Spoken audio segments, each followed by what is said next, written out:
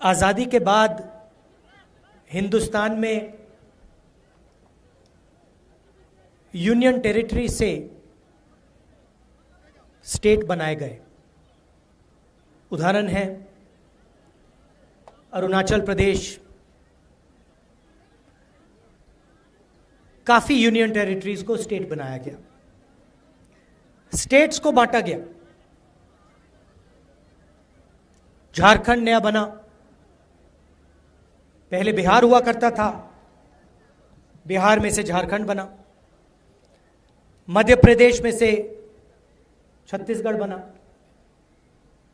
उत्तर प्रदेश में से उत्तराखंड, आंध्र प्रदेश में से तेलंगाना। मगर पहली बार हिंदुस्तान की हिस्ट्री में आजादी के बाद एक स्टेट को यूनियन टेरिटरी बनाया गया है।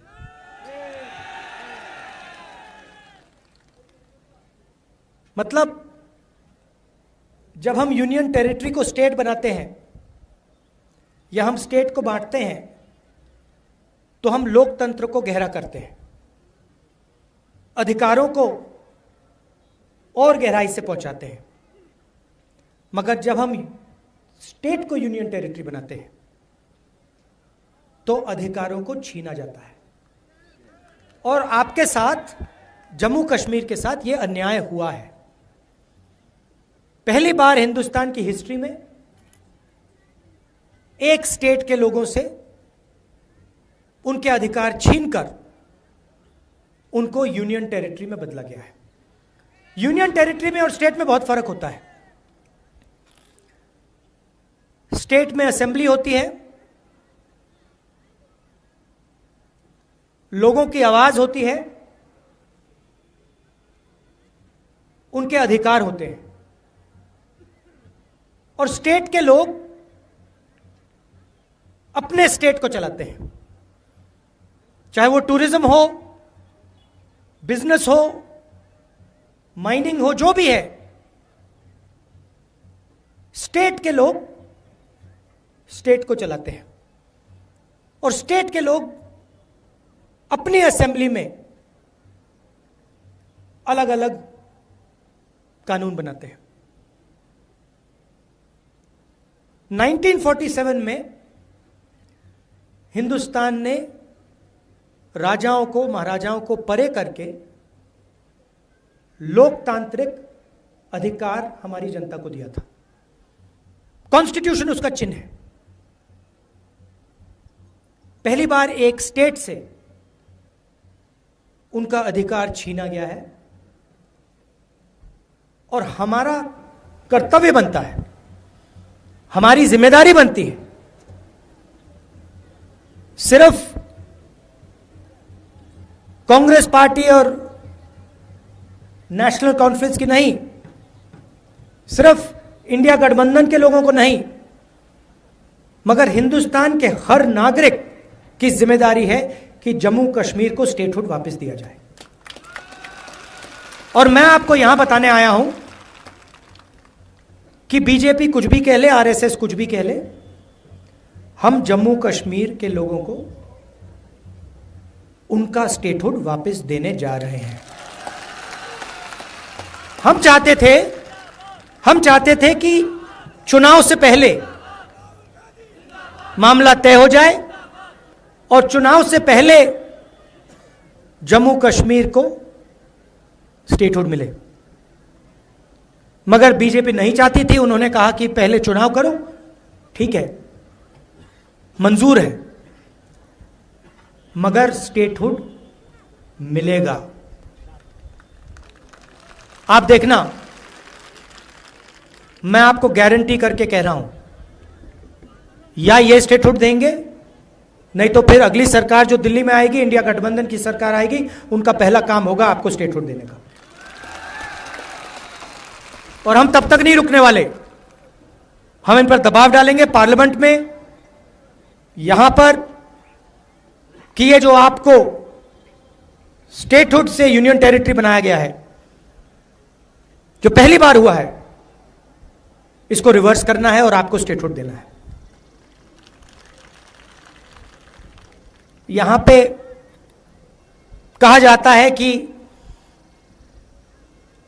एलजी जम्मू एंड कश्मीर को चलाता है, बट सचमुच में वो एलजी शब्द गलत है। जैसे पहले राजा महाराजा होते थे, वैसे ही ये 21वीं सदी के राजा हैं। जो ये करना चाहते हैं करते हैं, जो भी करना चाहते हैं करते हैं। और सच्चाई है कि जम्मू कश्मीर के लोगों को ना रोजगार मिलता है, ना फायदा होता है, और यहां आपके जो राजा बैठे हुए हैं वो पूरा का पूरा फायदा बाहर के लोगों को दिलवा रहे हैं। चाहे वो आपके स्मॉल और मीडियम बिजनेसेस हो, बिजली का पैसा आपसे ले लेते हैं, बिजली का बिल बढ़ा देते हैं, इलेक्ट्रॉनिक मीटर लगा देते हैं, उसके बारे में कुछ नहीं करेंगे, मगर आपका अधिकार ले लेंगे।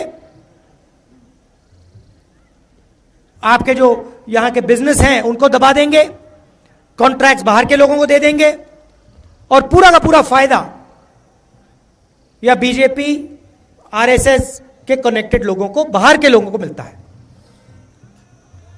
और यह लड़ाई सिर्फ जम्मू कश्मीर में नहीं है, यह पूरे देश में लड़ाई चल रही है। पूरे देश में बीजेपी और आरएसएस लोकतंत्र पर आक्रमण कर रहा है। आप पर तो डायरेक्ट करा, सीधा आपको कहा कि भैया स्टेटहुड हम आपसे छीन रहे हैं, हम आपको यूनियन टेरिटरी बना रहे हैं। मगर यह पूरे देश में हो रहा है। मणिपुर में देखिए, हिंदुस्तान के सारे इंस्टीट्यूशन देखिए, इलेक्शन कमीशन देखिए, ब्यूरोक्रेसी देखिए, मीडिया देखिए, सारी की सारी संस्थाओं पर यह कब्जा कर रहे हैं, और पूरा का पूरा फायदा 2-3 उद्योगपतियों को देते हैं।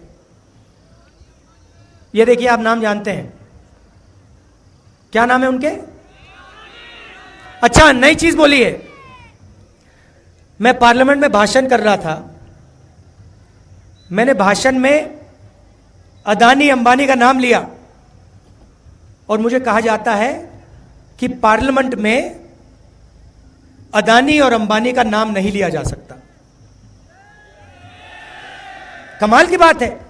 एयरपोर्ट पे लगाया जा सकता है, सड़कों पे लगाया जा सकता है, पोर्ट्स पे लगाया जा सकता है, हर धंधे में उनका नाम दिखाई देता है, चाहे वो सेब का धंधा हो, सब जगह उनका नाम दिखता है, मगर पार्लियामेंट में उनका नाम विपक्ष नहीं ले सकते। तो फिर मैंने उनसे कहा, मैंने कहा ठीक है भैया, आप कहते हो कि अंबानी अदानी का नाम नहीं ले सकता, तो कुछ तो कहना पड़ेगा, क्या कहूं उनको? तो फिर मैंने स्पीकर सर से कहा कि देखिए, अगर आप चाहते हैं कि मैं अदानी अंबानी का नाम ना लूं, तो फिर मैं उनको A1 A2 कह देता हूं। कहना तो पड़ेगा, क्योंकि यह सच्चाई है। सारी की सारी चीजें, सारे के सारे बिजनेस इन 3-4 लोगों को मिलते हैं। अमित शाह के जो बेटे हैं, कभी क्रिकेट बैट नहीं उठाया, वो क्रिकेट के इंचार्ज बन गए।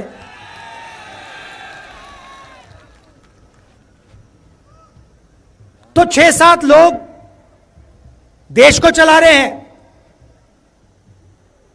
और सोचते हैं कि हिंदुस्तान की जनता, जम्मू कश्मीर की जनता, बाकी स्टेट्स की जनता चुप रहेगी।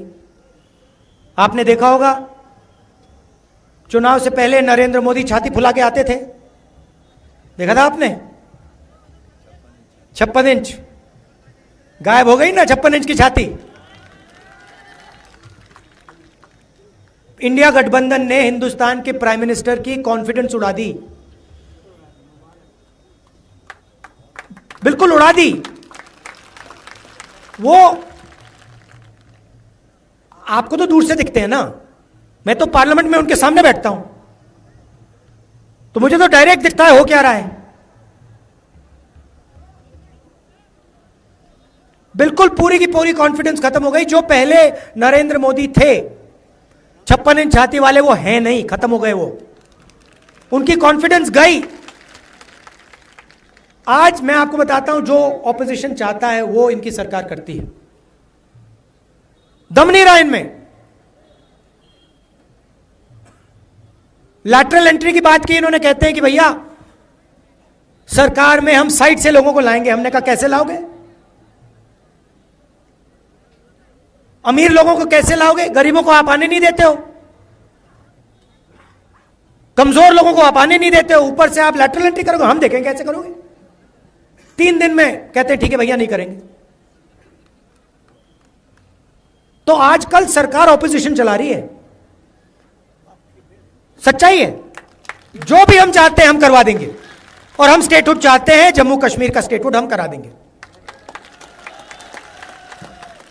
लड़ाई विचारधारा की है। एक तरफ नफरत, हिंसा, दूसरी तरफ मोहब्बत, भाईचारा। पूरे देश में ये लोगों को बांटते हैं। एक धर्म को दूसरे धर्म से लड़ाएंगे, हिंदू को मुस्लिम से, मुस्लिम को सिख से, को क्रिश्चियन से। फिर हरियाणा में जाट, नॉन जाट, मणिपुर में किसी और को लड़ा देंगे, उत्तर प्रदेश में किसी और को लड़ा देंगे। जहां भी ये जाते हैं, या एक जात को दूसरी जात से लड़ाएंगे, एक धर्म को दूसरी धर्म से लड़ाएंगे, एक भाषा को दूसरी भाषा से लड़ा देंगे। तमिलनाडु में जाके कहते हैं भैया आप तमिल नहीं बोल सकते, आप हिंदी बोलोगे। तो जहां भी जाते हैं नफरत फैलाते हैं, और लक्ष्य है कि 2-3 लोगों को पूरा का पूरा हिंदुस्तान का धन पकड़ा दिया जाए। जनता को लड़ाओ, नफरत फैलाओ, और A1 और A2 को हिंदुस्तान के सारे बिजनेस पकड़ा दो। नोटबंदी उनके लिए की, गलत GST उनके लिए लागू की, और हमने क्या किया?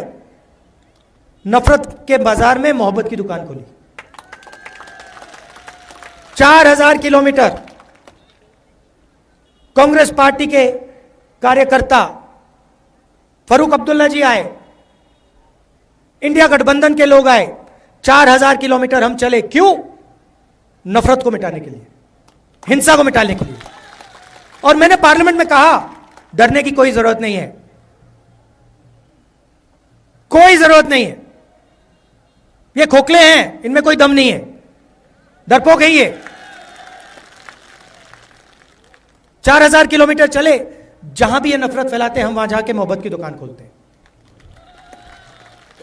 और यही काम हम जम्मू कश्मीर में करेंगे। जम्मू कश्मीर को भाईचारे की जरूरत है, प्रगति की जरूरत है। और आपसे ये जो स्टेटहुड छीना गया है, यह पहला कदम है। सारे के सारे छोटे बिजनेसेस खत्म कर दिए, जम्मू कश्मीर में किए, बाकी हिंदुस्तान में किए। बैंक के दरवाजे उनके लिए बंद हैं। आप सोचिए 22-25 अरबपति हैं, नरेंद्र मोदी जी ने 16 लाख करोड़ रुपए उनका कर्जा माफ किया है। आप सोचिए 16 लाख करोड़ रुपए उनका कर्जा माफ किया है। और जो छोटा बिजनेस चलाते हैं, खेती करते हैं, मजदूरी करते हैं, जो स्टूडेंट्स हैं, उनका 1 रुपया कर्जा माफ नहीं होता है। तो ये नफरत फैलाते हैं, हिंसा फैलाते हैं, अन्याय भी फैलाते हैं। और इससे ना देश का फायदा होगा, ना जम्मू कश्मीर का फायदा होगा। सरकार चले तो सबकी सरकार हो, उसमें कमजोर लोगों की का शेयर हो, छोटे बिजनेसेस की रक्षा हो, जो खेती करते हैं, हॉर्टिकल्चर का काम करते हैं, टूरिज्म का काम करते हैं, उनकी रक्षा हो, उनको भी फायदा मिले। ऐसी सरकार हम यहां चलाना चाहते हैं। और मैं आपसे कह रहा हूं, मैं जानता हूं कि जम्मू कश्मीर ने मन बना लिया है। मैं यहां कैंपेनिंग करने आया हूं, मगर सच्चाई यह है कि इंडिया गठबंधन यह चुनाव जीतने जा रहा है, और वो दिख रहा है क्योंकि इंडिया गठबंधन न्याय के लिए लड़ रहा है। और जैसे फरूक साहब ने कहा, बहुत सारे लोग बीच में डिवीजन करने, कंफ्यूजन फैलाने घुसे हुए हैं। आप याद रखिए, एक तरफ बीजेपी और आरएसएस है, दूसरी तरफ इंडिया गठबंधन, कांग्रेस पार्टी और नेशनल कॉन्फ्रेंस है। सीधी सी बात है, लड़ाई इन दोनों के बीच में है। डिवीजन नहीं होना चाहिए, मिलकर इनको हराना है। जहां भी नेशनल कॉन्फ्रेंस के कार्यकर्ता हैं, आपको कांग्रेस पार्टी के कैंडिडेट्स का पूरा समर्थन करना है, और जहां भी नेशनल कॉन्फ्रेंस के कैंडिडेट्स हैं, वहां कांग्रेस पार्टी के कार्यकर्ताओं को पूरा दम लगा के समर्थन करना है। स्टेटहुड का मामला है, जम्मू कश्मीर के लोगों के अधिकार का, सेल्फ रिस्पेक्ट का मामला है। इसमें कोई डिवीजन नहीं होना चाहिए। आप जानते हो मेरा आपसे क्या रिश्ता है, और यह मैंने एक दिन में आपको नहीं दिखाया है। आप जानते हो कि आपका हमारा खून का रिश्ता है। यह राजनीतिक रिश्ता नहीं है, यह पुराना रिश्ता है, खून का रिश्ता है। चाहे राजीव जी हो, इंदिरा जी हो, जवाहरलाल नेहरू जी हो, यह बहुत पुराना रिश्ता है। और जो भी आप मुझसे चाहें, जो भी आप मुझसे चाहें, मेरे दरवाजे आपके लिए खुले हैं। मैं पार्लियामेंट में आपकी सेवा करना चाहता हूं। आपके मुद्दे हैं, आपका दर्द है, आपका दुख है, वो सब मैं आपके लिए पार्लियामेंट में उठाना चाहता हूं, कि देश को पता लगे कि पहली बार हिंदुस्तान की हिस्ट्री में एक स्टेट से अधिकार छीना गया है और उस स्टेट को यूनियन टेरिटरी बनाया गया है। आखिरी बात, जो हमारे कश्मीर पंडित भाई हैं, आपको मैं कहना चाहता हूं, आपका बीजेपी ने सिर्फ फायदा उठाया है, इस्तेमाल किया आपका, आपकी मदद नहीं की है। हम आपके साथ खड़े हैं, आपके साथ कनेक्ट होना चाहते हैं। सरकार आएगी तो आपको एक साथ लेकर, मिलाकर हम आगे बढ़ेंगे। हम चाहते हैं कि सब लोग मिलकर भाईचारे के साथ आगे बढ़ें। मोहब्बत की दुकान जम्मू कश्मीर में खुले। आप सबका बहुत बहुत धन्यवाद।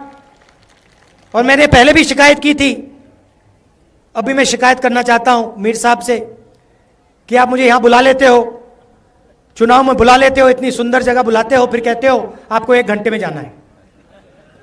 तो अगली बार आप मुझे यहां बुलाओ तो 2-3 दिन के लिए बुलाओ, और लोगों को ठीक से, कि मैं लोगों के साथ ठीक से मिल पाऊं, क्योंकि ये जो 45 मिनट 1 घंटे का काम होता है, इसमें मजा नहीं आता मुझे। और फिर मुझे लगता है कि भाई ऐसी सुंदर जगह आया हूं। अभी फरूक साहब से मैं कह रहा था कि जम्मू कश्मीर में जहां भी जाओ, सुंदर जगह, एक से बढ़कर एक सुंदर जगह आपको दिखती है। तो अगली बार मीर साहब 2-3 दिन के लिए बुलाइए मुझे, और जनता के साथ, मतलब हाँ, उस पहाड़ पे ले चलिए मुझे। क्या कहते हैं? ब्रायरी गिरी। जो अगली बार राहुल जी आएंगे, इनको ब्रायरी गिरी पर ले जाएंगे, वहां पर जहां देसा का अपना रोड बनना है। बहुत बहुत धन्यवाद। जय हिंद।